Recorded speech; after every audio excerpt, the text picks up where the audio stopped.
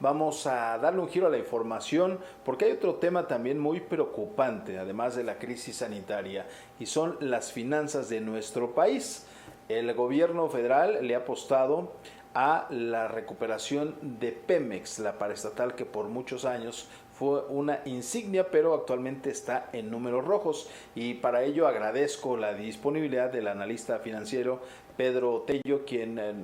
precisamente nos platica sobre esta situación, si es un buen o mal negocio el seguirle invirtiendo grandes cantidades de recursos a la paraestatal. Muy buenas noches, con el gusto de saludarle. Julio César, muy buenas noches. Agradezco el favor de la invitación y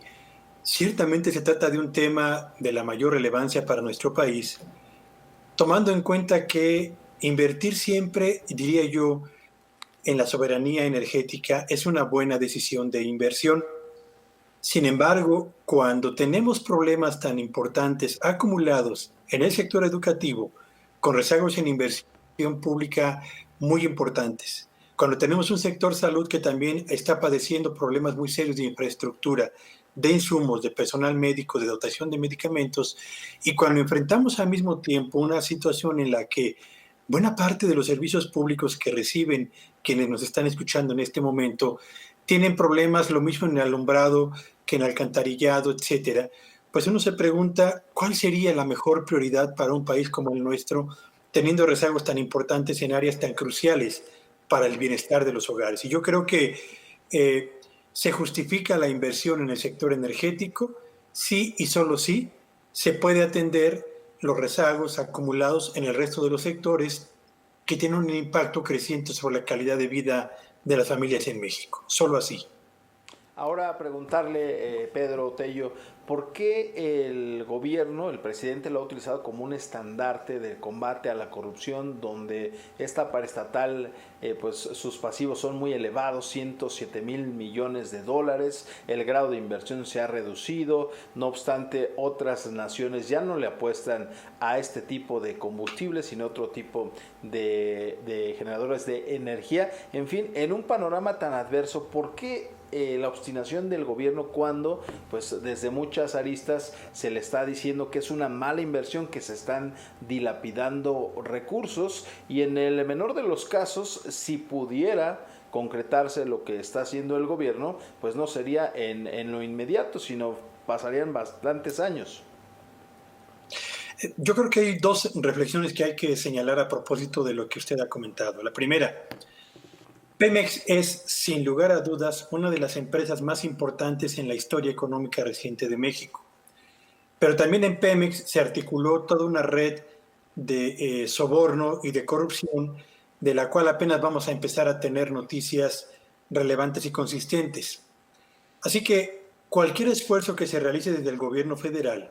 para abatir la corrupción en México, sea donde sea, me parece que merece la aprobación y sobre todo yo diría el trabajo conjunto de todos los que pueden participar en dicho esfuerzo. Pero por otro lado, lo que es un hecho es que bajo las actuales circunstancias, con una caída tan importante en la demanda de petróleo de exportación mexicano, más el retroceso que ha registrado en los últimos meses el precio internacional del barril de exportación mexicano, tenemos que en el primer semestre de este 2020, Petróleos Mexicanos tuvo una caída del 41% en los ingresos que originalmente tenía estimados obtener para el mismo periodo. Y cuando una empresa atraviesa por una circunstancia como esta,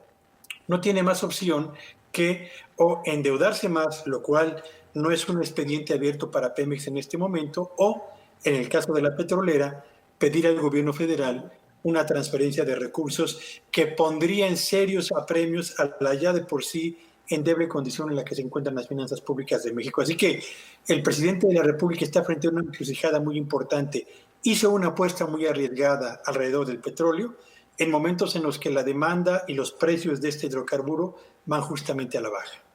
Dos preguntas. Una, ¿cuánto se está destinando anualmente para el rescate de petróleos mexicanos de la deuda, o más bien del gasto del gobierno federal? ¿Cuánto se destina hacia el rescate de Pemex? Y la otra, ¿por qué en una empresa que está en números rojos, como se ha hecho en otras dependencias, ¿por qué no reducir el número de trabajadores? Que como sabemos este sindicato pues ha sido también una especie de sangría por muchos años para la paraestatal, sobre todo sus líderes, no los trabajadores de base sino sus líderes, y se acaban acaban de lograr un incremento salarial lejos de reducir el gran número de trabajadores que tiene Pemex. Lograron un incremento. Serían estas dos preguntas.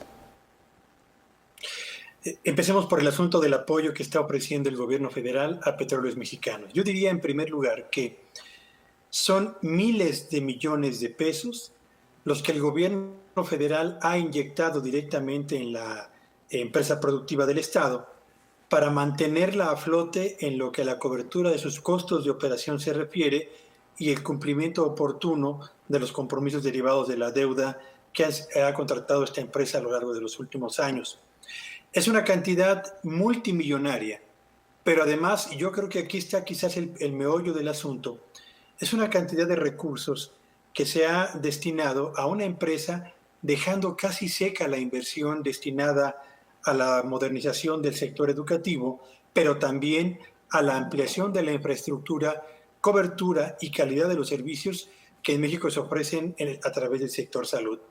¿Vale la pena mantener un esfuerzo presupuestal de este tamaño en una condición como la que prevalece en este momento en el mercado petrolero internacional, con baja demanda, con precios bajos y al mismo tiempo con una gran competencia por los escasos clientes? Yo creo que no es una apuesta que valga la pena mantener en este momento, asumiendo que las prioridades de un país como el nuestro estarían más enfocadas hacia la reactivación de la planta productiva, hacia el fortalecimiento del sector educativo y hacia, diría yo, la dotación de recursos suficientes para que el sector salud cumpla con la función tan delicada e importante en medio de esta pandemia. Y en segundo lugar, yo creo que si pensamos que Petróleos Mexicanos puede salir a flote a través de recortes de personal exclusivamente,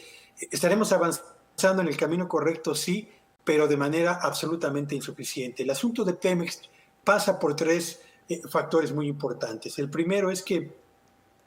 la productividad prevaleciente en la paraestatal sigue siendo muy baja y eso tiene que ver desde luego con el envejecimiento de la maquinaria y el equipo que se emplea justamente en las labores de exploración y también en las de extracción de hidrocarburos, pero también en la operación de las petroquímicas. Segundo, pasa también por el hecho de que la deuda que se contrató para mantener a flote a la paraestatal alcanzó un nivel tal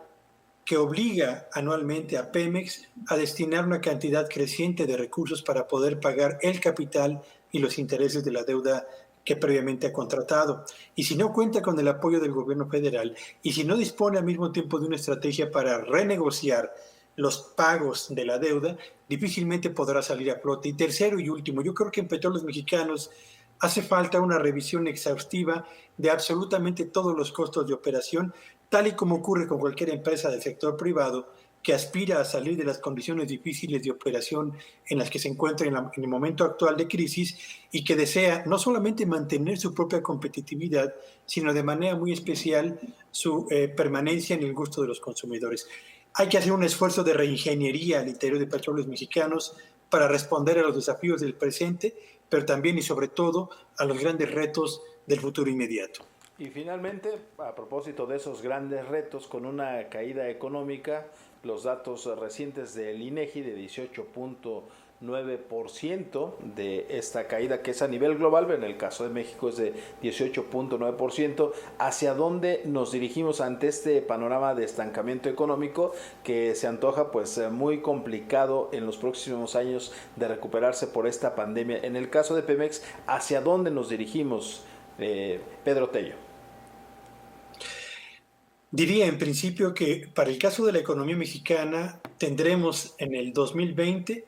el peor año en materia económica de absolutamente toda la historia económica reciente del país.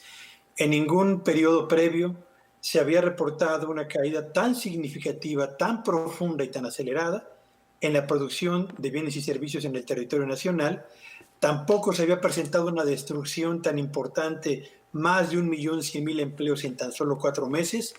y tampoco se había presentado la amenaza de que cerca de 8 millones de familias, de mexicanos, engrosen las filas de la pobreza en el país. Y cuando este es el ambiente que prevalece a escala nacional en un país como el nuestro, uno tiene que pensar cuáles son las perspectivas de una empresa como Petróleos Mexicanos.